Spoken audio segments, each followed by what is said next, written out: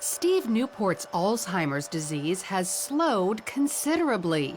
Some of his symptoms even reversed, thanks to an unlikely treatment prescribed by his wife, Dr. Mary Newport, a physician who runs a neonatology ward at a Tampa, Florida hospital. She became determined to help her husband after he failed the so-called Alzheimer's clock test. He drew a few little circles and several numbers just in a very random pattern, didn't really look anything like a clock. And the doctor pulled me aside and she said, you know, he's actually on the verge of severe Alzheimer's at this point. He's beyond moderate. So that was very, very devastating news. Dr. Newport began learning everything she could about her husband's disease. It appears to be a type of diabetes of the brain, and it's a process that starts happening at least 10 or 20 years before you start having symptoms. And it's very similar to type 1 or type 2 diabetes in that you develop a problem with insulin. In this case, insulin problems prevent brain cells from accepting glucose, their primary fuel. Without it, the cells eventually die. But there is an alternative fuel, ketones, which the cells easily accept. Ketones are metabolized in the liver after you eat medium-chain triglycerides, which are found in coconut oil. So Dr. Newport added coconut oil to Steve's diet. Just 2 weeks later, he took the clock test again and, as you can see, demonstrated stunning improvement. I thought at the time, was it just good luck? Was it a lot of prayer? Was it the coconut oil? And I thought, well, we're going to keep the coconut oil going. Then 3 weeks later, he took the clock test a third time and continued to get better. And it wasn't just intellectually, he also improved emotionally and physically. He was not able to run. He was able to run again. He couldn't read for about 1.5 years.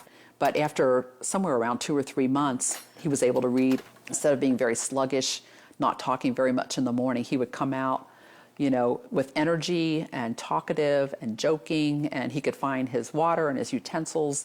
Dr. Newport documented Steve's success in a book called Alzheimer's Disease, What If There Was a Cure? She received this stack of thank you letters from other people whose loved ones' Alzheimer's was helped after they followed Steve's diet.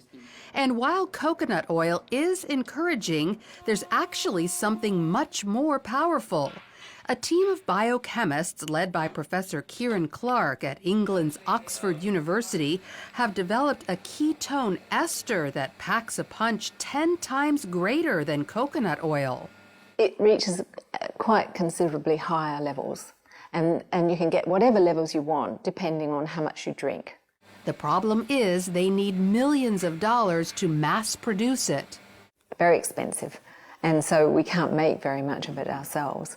And what we would like is funding so that we could actually scale up and make it. But of course, there's no real profit in manufacturing stuff like that. So until a high-potency ketone ester is available to the general public, coconut oil is still a good ketone source. Just make sure it's pure, non-hydrogenated. Avoid any hydrogenated oil, which is the same thing as dangerous trans fat. Many people avoid coconut oil because they think it's bad for them, but it's actually very healthy. Dr. Beverly Teeter is a researcher at the University of Maryland who specializes in dietary fats.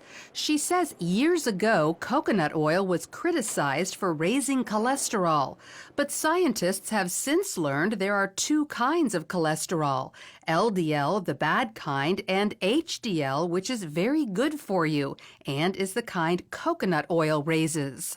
So they put out the message that it increased serum cholesterol, but the truth of the matter was it was helping the profile of the serum cholesterol. That never has been corrected in the public press, and I think that's the reason people have misconceptions about it.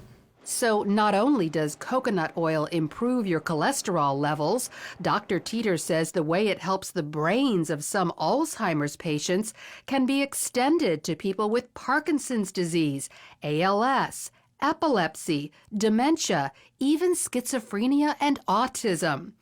And one more thing, coconut oil is a natural antibiotic that also helps kill viruses like HIV and herpes viruses.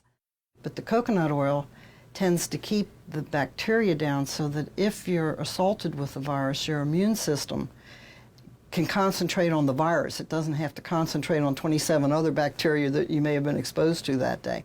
So consider coconut oil to improve your overall health and perhaps even go so far as to stave off life-threatening diseases. Oh, yeah, that's good. Lori Johnson, CBN Put it in News. food a lot, too.